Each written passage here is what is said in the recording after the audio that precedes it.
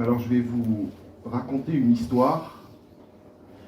Avant de lire les quelques versets de cette histoire, je vais juste donner quelques éléments de contexte pour vous dire quand est-ce que ça se passe. Ça se passe il y a 3000 ans, donc il y a 900 ans avant que le Seigneur vienne sur la terre. C'est au moment de l'âge de fer. Il y a eu l'âge de bronze, et puis là c'est l'âge de fer, c'est à peu près dans ces années-là. Donc le fer est une nouvelle technologie à l'époque, et je le dis parce que vous allez voir que c'est un peu important dans l'histoire qu'on va lire ensemble.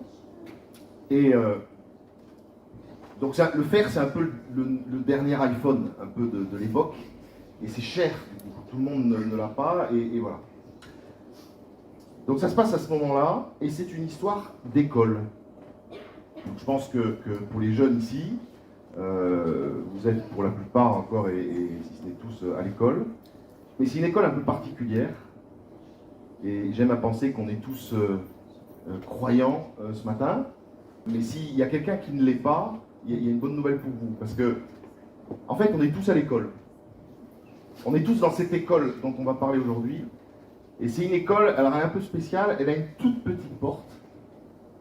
C'est une porte qui est vraiment lumineuse. Cette toute petite porte, c'est une école sur laquelle on n'entre pas par concours ou sur dossier, etc. Il y a besoin de s'inscrire. Mais le directeur de l'école, si je peux dire, veut, et il le dit dans la Bible en Jean 6, verset 37, je mettrai personne dehors. Je mettrai personne dehors de cette nouvelle vie, de cette école, quelque part. Donc il y a une toute petite porte.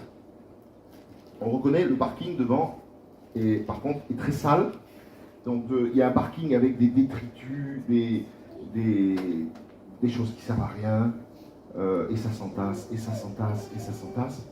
Et puis il y a cette petite porte lumineuse. Pourquoi ? Parce qu'en fait, on ne peut pas passer dans cette porte avec des détritus, avec nos saletés, avec nos péchés, etc. Il faut tout déposer avant. Et dans cette école, il y a plusieurs classes. Et il y a des particularités, c'est que quand on est, par exemple, pour faire l'analogie avec les écoles françaises, quand on est au CE2, on peut avoir un copain qui est assis à côté de nous, qui a 80 ans, par exemple. Donc il y a différentes classes avec différents âges. Il y a donc plusieurs niveaux, il y a plusieurs options aussi. Il y a ceux qui vont aller étudier pour devenir des profs eux-mêmes. Il y en a d'autres qui apprennent des choses peut-être plus simples de la vie. Mais tout le monde est à l'école. Et cette école, donc vous avez compris, c'est l'école de la vie avec le Seigneur quand on lui a donné son cœur. Et très tôt, dans l'Ancien Testament, il y avait des écoles comme ça. Il y a eu une école, et donc une école pour former des prophètes, pour former des disciples. Le Seigneur lui-même, quand il est venu sur la terre, a formé des disciples, et il est d'ailleurs encouragé et invité à ce qu'on forme d'autres disciples à sa suite, etc. Et on est tous invités à se former et à être formés dans notre vie, dans cette école. Et donc il y avait, du temps de Samuel, il y avait une école, du temps d'Élie, le prophète, il y avait une école. Et là, on va lire une histoire d'une école qui se passe au temps de Élisée. Élisée, c'est un prophète. Donc, un prophète, c'est quelqu'un qui transmet, qui représente Dieu sur la terre, qui avertit aussi de jugements futurs pour ceux qui n'écouteraient pas ou qui ne vivraient pas selon lui. Donc, c'était un rôle difficile. Et Élisée, qui a vécu, donc qui a pris la suite de Élie, qui a vécu d'ailleurs, je ne sais pas si vous savez, mais Élie, il est mort, de toute façon, il est mort. Sa fin de vie a été particulière parce qu'il est parti, il a été élevé au ciel dans un char de feu en présence de Élisée. Ils étaient en train de causer et de marcher ensemble, et boum. Et juste avant, Élisée a dit, moi j'aimerais bien avoir une double dose de l'esprit que toi, Élie, t'as reçu. Et donc l'école de Élisée, donc qui était une école qui formait des prophètes aussi à sa suite, il y avait du monde, puisqu'il avait demandé à ce que, et Dieu avait répondu, il avait demandé à ce qu'il ait la double une double part de bénédiction, etc. Et donc il y avait du monde. Un métier difficile, une mission difficile plutôt que de prophètes. Il y a des prophètes d'ailleurs qui ont fait des dépressions, comme Élie, des prophètes qui ont, on pouvait lire les Lamentations de Jérémie par exemple, où vraiment c'est compliqué. C'est un peu, j'écoutais quelqu'un qui parlait du rôle des prophètes un peu comme un radar à l'époque, et c'est vrai que les radars ne nous font pas plaisir, parce qu'ils nous rappellent effectivement ce qui ne va pas, ou voilà, nos écarts.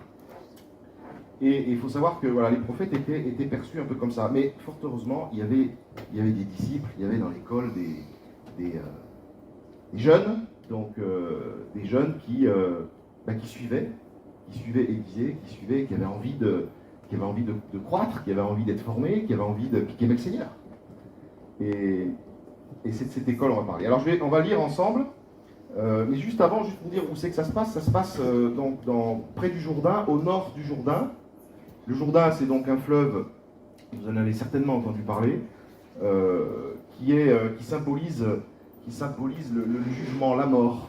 Il y avait des eaux troubles un peu, c'était pas des eaux turquoises, mais c'est un lieu quand même où la bénédiction de Dieu s'est exprimée à maintes reprises. C'est vraiment un fleuve important, c'est la rivière, comme je disais, de la peine, du jugement, et c'est surtout une des limites de la terre promise, du pays de Canaan. C'est vraiment un endroit où le peuple d'Israël a dû passer et où les eaux se sont coupées et ils ont pu passer à sec avec Josué. Et le Seigneur, d'ailleurs, plus tard, s'est fait baptiser. Donc c'est un fleuve qui connaît la voix de Dieu. Dieu qui s'est exprimé au moment du baptême de notre Seigneur en disant « Voici mon fils bien-aimé en qui j'ai trouvé mon plaisir ». Donc ça se passe là. Alors ça se passe aussi dans 2 Rois, au chapitre 6. On va lire 6 versets de cette petite histoire. 2 Rois, chapitre 6, verset 1. Les fils des prophètes, donc les étudiants, donc voilà, c'est des jeunes, pensons que c'est des jeunes. Ils disent au maître, à leur maître Élisée, voici l'endroit où nous habitons, donc notre école avec toi est trop petite pour nous. Allons donc jusqu'au Jourdain, nous y prendrons chacun une poutre et nous y ferons un lieu d'habitation. Et Élisée leur répond, allez-y. Et l'un d'eux dit, consens donc de venir avec nous, avec tes serviteurs. Et Élisée leur répond, j'irai. Et il alla donc avec eux. Et arrivé au Jourdain, ils coupèrent des arbres, et comme l'un d'eux abattait une poutre, le fer de sa hache, tombe dans l'eau. Et il s'écrie, ah, mon Seigneur, c'était pas à moi, je l'avais emprunté. Et l'homme de Dieu, donc Élisée, lui dit, où est-il tombé? Et il lui montra l'endroit. Et alors Élisée coupa un morceau de bois, le jeta au même endroit et fit surnager le fer. Puis il lui dit, reprends-le. Et l'autre tendit la main et le prit. Ça s'arrête là pour cette histoire. Et vu que ce n'est pas un texte qui est long, ce que je vous propose, c'est que verset après verset, on essaie de s'encourager et essayer de comprendre ce que le Seigneur veut nous dire au travers de cette histoire. Premier verset, donc les fils des prophètes, on a parlé, voilà, donc imaginez-vous un peu cette école qui est là et qui se rend compte que c'est un peu étriqué. Et je pensais, on m'a dit, il y aura énormément de jeunes aujourd'hui, j'espérais même que ça ne rentre pas, ça illustre un peu le... Mais imaginez-vous à un moment donné que l'église soit trop petite, et c'était le cas, et donc plutôt que de râler, et de dire, c'est trop petit, etc., on se retrouve face à des étudiants, là, qui sont positifs. Ils sont positifs et ils constatent quelque chose. Et tout de suite, ils sont responsables parce qu'ils ont un projet pour répondre positivement aux problèmes. Nous, à Toulon, on est dans une église et quand je suis rentré sur le parking tout à l'heure, j'ai dit à Christina, voilà, c'est moi, j'aimerais ça. Je ne sais pas si vous connaissez notre petite église à Toulon. Il n'y a pas de parking, et je suis le premier à râler. Et dans des réunions où on essaye d'administrer un petit peu les choses dans l'église, régulièrement, Fabrice est témoin que j'arrivais avec ce sujet, est-ce qu'il ne faudrait pas qu'on quitte, quoi. Et chaque fois, le dimanche qui suit, il y a des gens du coin, en fait, qui viennent, et j'ai arrêté, donc maintenant de râler. Mais là, voilà, on a des choses, des fois, dans notre vie qui ne conviennent pas, ou qui sont trop petites, dans lesquelles on se sent à l'étroit. Quelle est notre attitude? Est-ce que, voilà, on constate, et on veut aller de l'avant, et on a un projet, et c'est le verset 2, allons donc jusqu'au Jourdain. Donc au Jourdain, on sent que c'est quand même un endroit, une rivière où il y a de la ressource.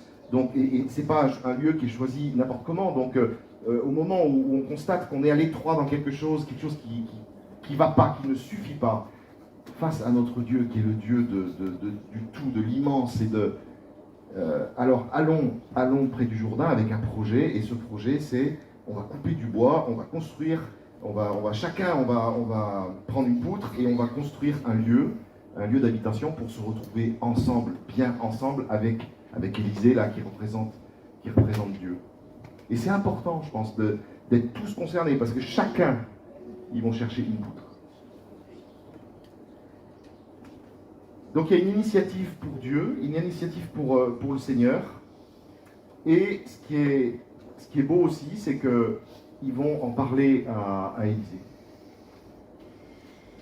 Ils vont en parler à Élisée, ils parlent de leur projet à un homme de Dieu. Et ça, c'est une deuxième leçon. Quand jeune, ou moins jeune, mais vous avez envie de faire quelque chose pour le Seigneur, ne vous sentez pas nul, parce que toute initiative pour le Seigneur, elle est accueillie. Et on voit les réponses d'Élisée au verset 3. Lui, il répond très vite et précisément. Ok, allez-y. Et mais tu peux venir avec nous? Ben si, je viens. Voilà. Et c'est simple. C'est simple, mais il faut le faire. Et ça peut être de façon très très très concrète. Je ne connais pas trop ce lieu, mais si par exemple vous pensez, et vous pouvez être tout jeune à penser que c'est mal décoré, ou que là, j'ai vu ce mur qui s'effrite, ou que, tiens, j'ai une idée, on pourrait faire ça, etc., etc., allez le dire. Allez le proposer. Et ça ne veut pas dire que tout sera accepté ou pas, mais allez le proposer. Et là, c'est vraiment un encouragement, une initiative pour le Seigneur, positive. Allez voir un homme de Dieu, et l'homme de Dieu accueille et dit, allez, on y va, et je viens avec vous. Ça pose aussi une question sur Élisée. Et là, c'est peut-être plus un message pour les plus âgés. Et il y a un passage dans 1 Pierre, parce que là on parle beaucoup des jeunes, et de ce qu'on leur demande de faire, quelque part, d'être positif, d'aller vers l'homme de Dieu, d'aller vers les anciens de l'Église, et faire part de leur projet, etc., etc. Mais c'est quoi? Qu'est-ce qui est demandé aux anciens? C'est 1 Pierre chapitre 5. J'exhorte donc les anciens qui sont parmi vous, donc c'est Pierre qui parle, Pierre, témoin des souffrances du Christ et participant à la gloire qui doit être révélée, faites paître le troupeau de Dieu qui est avec vous, non par contrainte, mais volontairement, selon Dieu, ni pour un gain sordide, mais de bon cœur, non en tyrannisant ceux qui vous ont été confiés, mais en devenant des modèles du troupeau. Et lorsque le souverain pasteur paraîtra, vous remporterez la couronne incorruptible de la gloire. De même, jeunes gens, soyez soumis aux anciens, dans vos rapports mutuels, revêtez-vous d'humilité, car Dieu résiste aux orgueilleux, mais il donne sa grâce aux humbles. Et ça, on voit que ces clés qui sont vraiment reprises encore par l'apôtre Pierre dans le Nouveau Testament, ça encourage à ce que les générations se parlent, œuvrent ensemble, et donc c'est une responsabilité aussi pour nous les plus anciens d'accueillir aussi positivement l'initiative des jeunes. Alors verset 5, ils arrivent au Jourdain. Ils arrivent, ça veut dire qu'il y a eu une marche. Ils ont marché ensemble dans ce projet. Il y a eu une marche. Et ils arrivent au Jourdain et ils se mettent à couper les arbres. Et là, il y en a un, le pauvre, sa hache qu'il avait empruntée, le fer tombe dans l'eau. Moi, si je vous raconte cette histoire, c'est vraiment une histoire que mes parents m'ont racontée quand j'étais petit et qui m'a tellement fait du bien. Je la trouvais facile, je la trouvais J'hallucinais même que ce soit dans le livre des rois, parce que quand on parlait du livre des rois, j'ai dit ok, on ne comprendra jamais rien. Et là, il y a ces 6 versets où vraiment c'était quelque chose d'abordable, d'accessible pour nous. Cet homme, il était pauvre. Il n'avait pas eu de quoi, on peut imaginer qu'il n'avait pas eu de quoi se payer une hache en fer. Et il le reconnaît. Et c'est pour ça qu'il souffre au moment où le fer tombe, c'est que c'était emprunté. On peut dire que si ça avait été la sienne, bon. Il avait donc emprunté, il était pauvre. Et là, le Seigneur nous dit quelque chose. Le plus important, c'est pas d'être équipé. Le Seigneur trouvera celui qui te prêtera la hache. Le plus important, c'est ce qui s'est passé avant. C'est un peu petit, j'ai une idée, si on allait tous ensemble construire quelque chose. Ouais, mais on n'a pas... C'est pas grave. C'est pas grave et c'est une des règles fondamentales de cette école où on arrive sans fourniture. Le Seigneur s'occupe de tout. On peut lire un passage, c'est dans Marc, l'évangile de Marc, au début des disciples aussi. Quand les disciples sont rentrés à l'école, Marc chapitre 6, qu'est-ce que leur a dit le Seigneur quand il les a envoyés dans la première mission, premier stage, Marc 6, verset 7. Donc ils parcouraient les villages alentours en enseignant. Alors le Seigneur appelle les 12 disciples et se met à les envoyer 2 par 2 en leur donnant pouvoir sur les esprits impurs. Et il leur recommanda de ne rien prendre pour la route. Juste un bâton. Ni pain, ni sac, ni argent dans la ceinture. Mais disait-il, chaussez-vous de sandales et vous prenez même pas d'habits de rechange. On s'occupe de tout. Et c'est la même chose là qu'on peut lire un peu. Cet homme-là, c'est pas parce qu'il n'avait rien qu'il n'est pas allé travailler avec les autres. Et on peut dire, punaise, pas lui, eh ben si, ça tombe sur lui en plus. Et donc c'est lui qui perd son fer dans l'eau. Alors qu'est-ce qu'il fait? Il aurait pu aller en voler une autre, ou rien dire, ou etc., etc. Il va tout de suite voir l'homme de Dieu. Et il va voir l'homme de Dieu et lui expose le problème avec émotion, avec ce « ah ». J'ai lu que dans l'hébreu, il y a des « a », des « h », ce mot-là, il est assez long, et qui vraiment, en le lisant en hébreu, il paraît que ça écorche même le... C'est là, voilà. Je suis vraiment... Il était paniqué. Et parce qu'il l'avait emprunté, mais parce que le travail s'arrête. Il ne peut plus bosser. Il y a tous les autres qui continuent à bosser, et plus lui. Alors je veux vraiment vous encourager. Déjà, si vous avez un projet mais que vous vous sentez nul et que vous n'avez rien, c'est une bonne nouvelle. Déjà, c'est une bonne nouvelle. Parce qu'on va vous équiper. Et si même au moment où vous avez équipé, vous perdez, c'est pas grave. Et on va voir pourquoi. C'est un peu le but, quelque part, de la première des missions que le Seigneur va vous donner en tant que jeune dans sa vie avec lui. C'est: est-ce que tu es prêt à venir avec moi sans rien? Est-ce que tu es prêt à venir expérimenter qu'avec moi, tu auras tout? Alors, c'est vraiment ce début de la vie. Et le Seigneur veut, dans ce début de cette vie avec lui, il veut et il aime confirmer des choses. Et c'est encore vrai aujourd'hui. Alors, on peut faire un parallèle. On peut faire un parallèle et se poser la question de c'est quoi cette hache pour nous? On va y revenir un tout petit peu après parce que c'est encourageant aussi. Le Seigneur veut vraiment nous faire réaliser, qui que nous soyons, et du plus jeune au plus ancien ici, quel que soit, je dirais, notre niveau social, qu'est-ce que tu as que tu n'aies reçu? Et on est souvent tenté de penser que, chrétien ou pas chrétien, on aurait quand même réussi, ou... Certes, mais est-ce que le Seigneur ne bénit pas aussi le monde et d'autres gens que nous, etc. Mais en tout cas, nous qui croyons, qui dans cette salle peut quelque chose sur sa respiration et sur ses battements de cœur?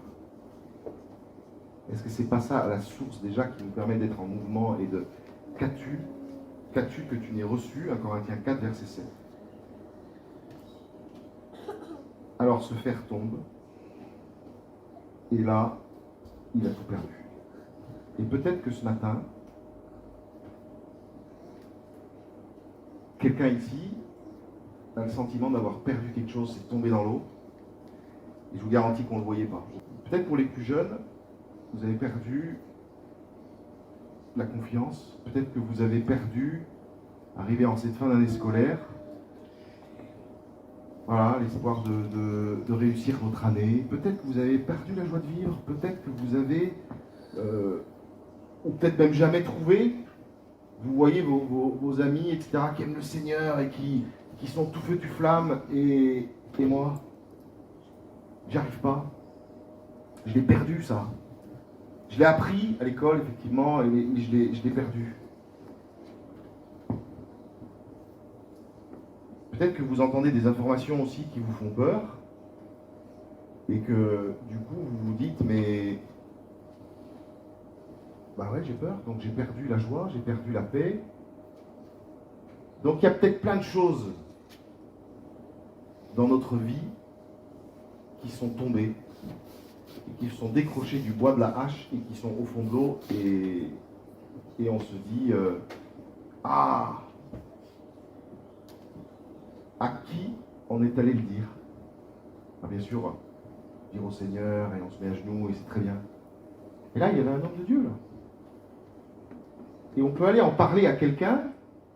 Est-ce que vous connaissez quelqu'un dans votre entourage, parents, dans votre église, à qui vous auriez confiance d'aller dire, moi mon fer, moi mon outil, ce que j'aimais, etc., ce dont j'avais besoin pour avancer dans la vie, il est tombé dans l'eau. Est-ce qu'il y a quelqu'un qui saura vous écouter et vous aider pour être le relais du Seigneur? Et ça, c'est aussi un message pour nous plus âgés. Est-ce qu'on accueille des enfants, des ados, des jeunes qui ont perdu quelque chose? Et en tant que relais du Seigneur, comme l'a fait Élisée, Élisée venait quand même juste le chapitre d'avant, de guérir Naaman. Il avait ressuscité le petit d'une servante, je ne sais plus. Enfin, il avait ressuscité un petit garçon.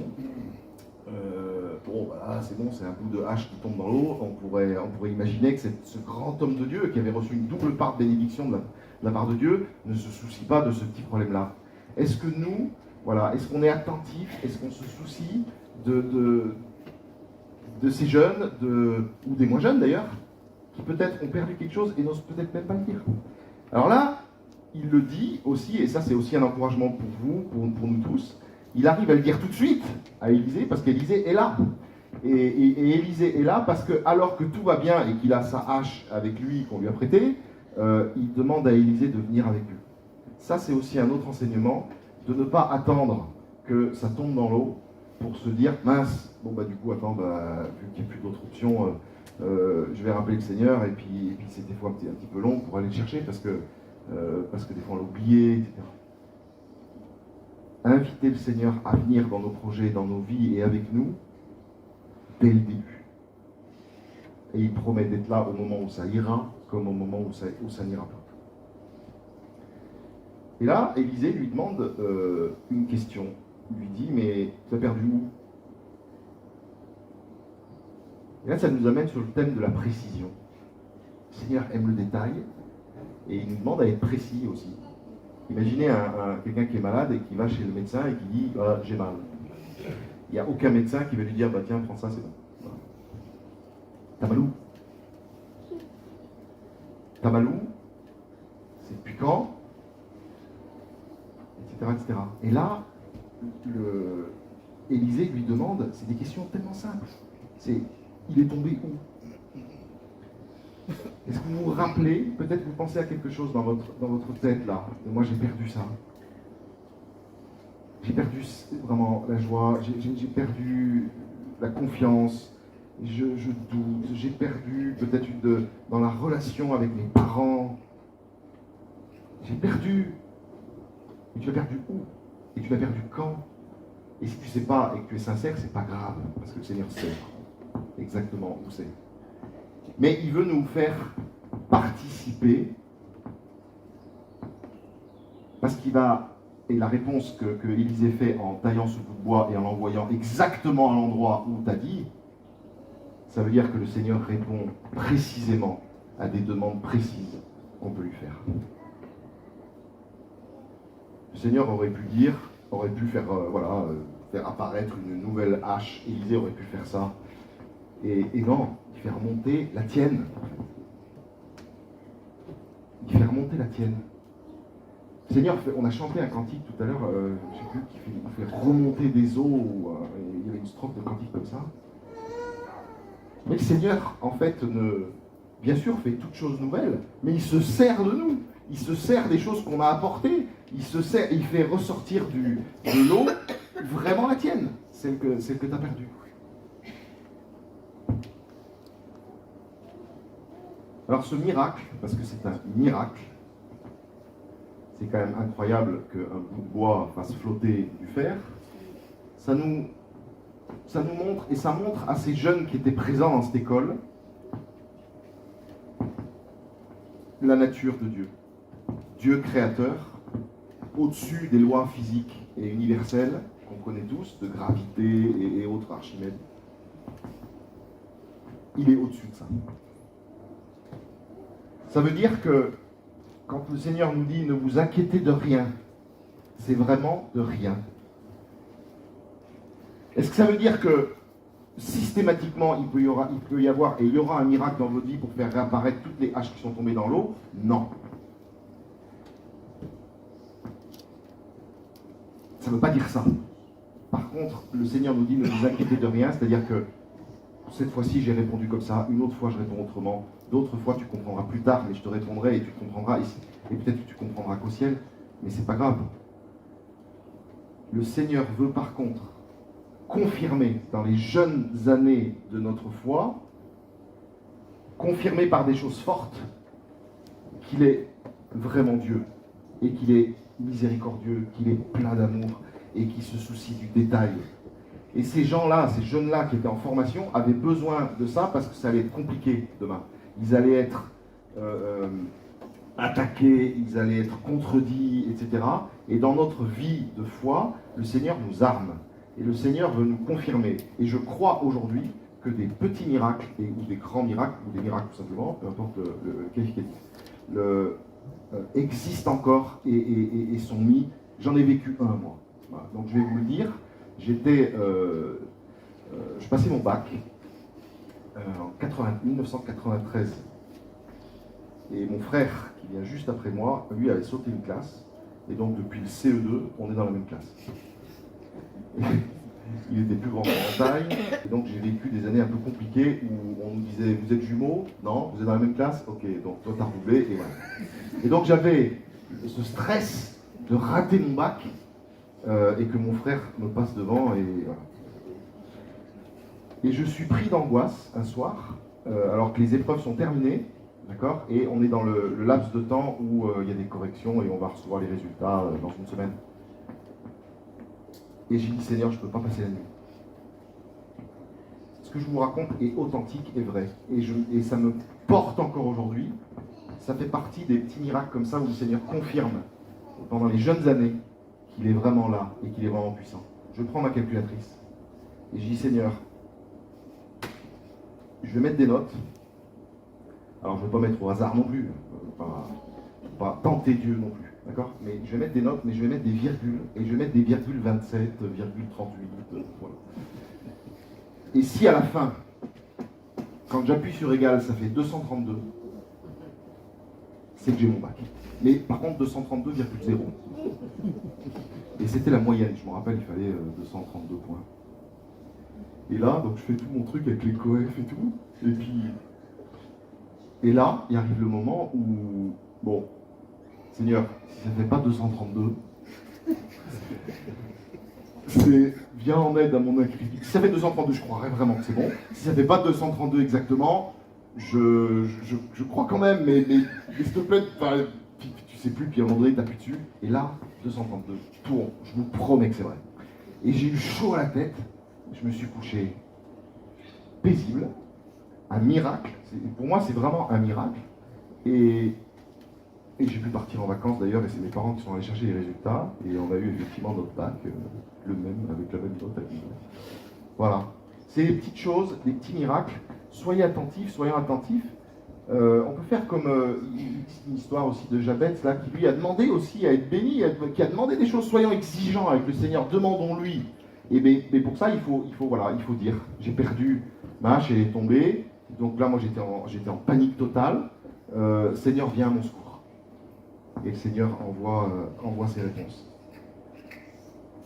Ce qu'on a vu tout à l'heure sur les disciples là, qui étaient partis, que le Seigneur leur avait dit, emmenez rien. Dans Luc 22, donc au moment de la fin du ministère du Seigneur, hein, Luc 22, verset 35, le Seigneur dit, Pierre, je te dis, donc le coq ne chantera pas aujourd'hui que tu m'aies renié 3 fois. Il leur dit encore, quand je vous ai envoyé sans rien, sans bourse, ni sac, ni sandales, est-ce que vous avez manqué de quelque chose?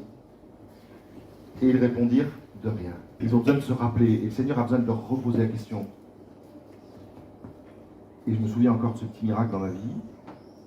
Et soyez attentifs, parce que le Seigneur a encore plein de réserves pour les jeunes, pour vous, parce qu'il a besoin de confirmer, de conforter qu'il est Dieu, et qu'il est Dieu dans votre vie, et que vous pouvez vraiment y aller sans rien, il s'occupe de tout, et vous pouvez y aller avec vos initiatives, avec votre élan d'amour, pour lui, pour construire, pour co-construire, y aller ensemble, marcher dans sa voie, dans cette école, avec lui. Et alors, la suite.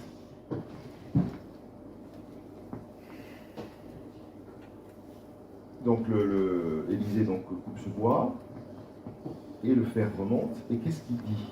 C'est le dernier verset. Il dit, reprends-le. Et il n'avait plus qu'à tendre la main pour le prendre. Moi, j'imagine le gars quand même, peut-être c'est pour ça qu'il lui a dit, vas-y, reprends-le, un peu hébété, quoi. Je veux dire, mais c'est pas possible. Et moi, je l'ai franchement été quand j'ai appuyé sur égal, je vous garantis. Et comme si le Seigneur me disait, crois maintenant alors.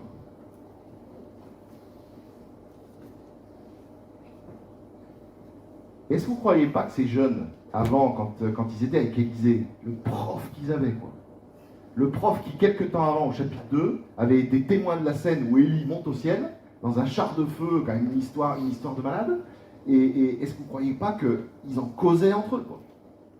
Est-ce que vous connaissez des histoires, peut-être, qu'ont vécu, toi, par exemple, je ne sais pas, est-ce que peut-être tu as vécu des choses, est-ce que les jeunes le connaissent, ou Edgar, ou voilà, Jean-Marc, il faut partager, je pense, vraiment aux jeunes ce qu'on a pu vivre, parce que ça a une portée, et les jeunes, en fait, nous font confiance, nous connaissent, et on est contemporains de ces jeunes qui ont besoin d'entendre que le Seigneur agit concrètement dans les vies. Et ça, c'est vraiment important. Gardons pas pour nous. Élie et Élisée, avant qu'Élie soit enlevé, ils marchaient ensemble et ils parlaient. Ils se racontaient forcément des choses du ministère qui leur a été confié, etc. C'est vraiment capital que les jeunes, vous vous sentiez accueillis auprès des plus je dirais, anciens dans la foi, et poser des questions. Osez dire que vous avez perdu quelque chose, osez dire que vous avez un projet, osez poser la question, moi j'ai jamais eu de miracle dans ma vie. Peut-être que c'est vrai, et franchement c'est pas étonnant, et c'est pas nul.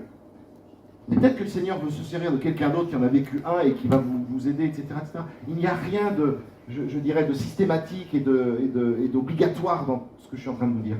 Mais c'est des encouragements, et des fois on les loupe, et des fois on ne les voit pas comme venant de la part du Seigneur.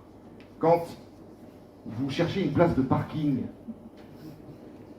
et que vous priez, Seigneur, s'il te plaît, donne-moi une place, je vais être en retard à mon rendez-vous. Et vous tournez, et personne, il n'y a pas de place. Et tout à coup, il y a 2 places même, qui se libèrent devant vous. Est-ce que vous dites au Seigneur, Seigneur, c'est bon, cherche pas, je viens de trouver? Ou est-ce que vous dites, merci Seigneur? Et ça, c'est trouver Jésus dans notre vie. Et il est juste là. Il est dans des détails d'un fer de hache qui tombe dans l'eau. Alors, voilà, voilà on a fait le tour de cette histoire. Pour moi, j'aime beaucoup la conclusion, c'est, eh ben, reprends-le. Tu vois, je l'ai fait remonter. Je l'ai fait remonter, c'est bien qu'un. Et Élisée, il n'a pas demandé aux disciples d'aller chercher, d'aller gratter au fond, ou etc., etc. Il a rendu les choses faciles. Il est là pour aplanir nos sentiers quand on lui fait confiance. Il est là pour faire remonter, et on y voit aussi vraiment en figure cette croix, ce bois, cette croix qui sauve et qui règle définitivement toute la question du péché et tout ce qui... Mais au-delà, le Seigneur veut qu'on ait des vies remplies sur la terre, des vies heureuses, des vies... et des vies aussi où on peut bosser pour lui, donc il nous rend les outils. Alors le Seigneur n'a pas changé de méthode. Et 900 ans plus tard avec ses disciples, on l'a vu, et 3000 ans plus tard avec toi, avec nous tous ici, il attend la même chose. Il attend l'obéissance, il attend la confiance, il attend de nous surprendre dans notre vie parce qu'on lui a fait vraiment confiance et qu'on est parti sans rien. Alors, laisse tout. Laisse tout à la porte de cette école. Relève-toi, avance avec un projet. Si tu n'en as pas, va demander peut-être à un copain ou une copine qu'est-ce que vous pourrez faire ensemble et réfléchissez en marchant à peut-être quelque chose que vous pourriez faire. Et le Seigneur vous donnera les outils. Vous savez, on est vraiment tous importants. Et peut-être que ce que tu as perdu, c'est la confiance en toi. Et en tant que jeune, si vous êtes là et si on est tous ici à respirer, déjà, il n'y en a aucun pour qui c'est par hasard. Le Seigneur le sait, il connaît même, il sait faire la somme de tous les cheveux, de toutes nos têtes ici ce matin. La moindre personne, et peut-être encore plus, si on était capable de savoir celui qui se sent le plus nul aujourd'hui, c'est certainement une personne que le Seigneur va nous laisser tous pour aller s'occuper de cette personne. Et va l'inviter dans une mission qui risque de tous nous surprendre, parce qu'il risque de sauter des classes. Et c'est ça que le Seigneur veut vraiment nous encourager à faire. Et des grandes choses de Dieu ont été faites par des hommes et des femmes simples, mais qui ont mis leur confiance en lui. Alors non, tu n'es pas nul. Le Seigneur est avec toi et veut vraiment t'encourager, te prendre par la main, te donner des outils, te rendre ce que tu as perdu, et te rendre la joie, te rendre la paix, te rendre l'espérance, parce que c'est avant tout ce que le Seigneur rend et donne quand on lui fait confiance. Mon papa, quand mes parents m'ont offert ma première Bible, quand j'étais petit, il y avait un verset qui avait écrit au début de la Bible. Et ce verset, c'est le Proverbe 16, verset 9. Le cœur de l'homme médite sa voie, mais c'est l'Éternel qui dirige ses pas. Et un autre verset qui pour moi est énorme, c'est « Recommande à l'Éternel tes œuvres, et tes projets réussiront ». Alors, comme ces disciples dans cette école, ils étaient soumis, puisqu'ils ne sont pas allés tout seuls en disant « Bon, ben, on va faire ça, puis on dira à Élisée quand ça sera fini ». Ils étaient soumis à Élisée, sans aller lui dire, ils ont recommandé le projet, et le projet a réussi. Par contre, il y en a un, il faut savoir, qui n'est pas content quand on se lance dans l'action avec le Seigneur, c'est forcément Satan. Et ne soyez pas surpris de perdre tout à coup quelque chose ou qu'un outil se casse quand vous êtes à l'œuvre pour le Seigneur, mais n'oubliez jamais que le Seigneur est bien plus fort parce qu'il l'a vaincu et vous rendra l'outil, il vous en donnera un autre, etc., etc. Pour conclure, alors dans cette école dans laquelle le Seigneur veut nous faire entrer, nous faire progresser, il nous promet que, voilà, de lui dire quand on a perdu quelque chose, il nous le rendra. Il nous invite à être sincères dans nos prières, confiants en lui et engagés pour lui.